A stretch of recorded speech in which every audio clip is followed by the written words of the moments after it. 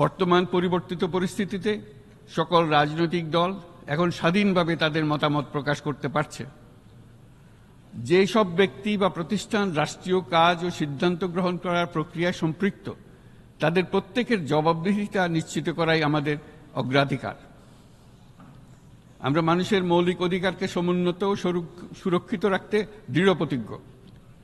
আমাদের দেশের মানুষ মুক্তভাবে কথা বলবে, ভয়ভীতি ছাড়া সমাবেশ করবে, তাদের পছন্দের ব্যক্তিকে ভোট দিয়ে নির্বাচিত করবে, এটাই জাতির আকাঙ্ক্ষা এবং এটাই আমাদের লক্ষ্য।